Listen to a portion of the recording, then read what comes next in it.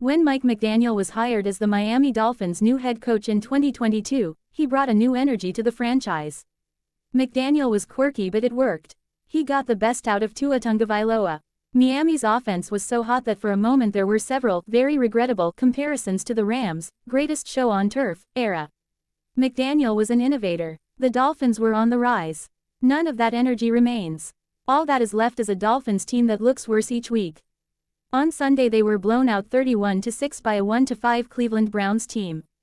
The Browns hadn't scored 17 points in any game this season before Sunday. Tagovailoa had another bad game and was benched in the fourth quarter.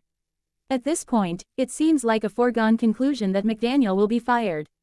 It might just be a matter of whether the Dolphins want to do it during the season or wait.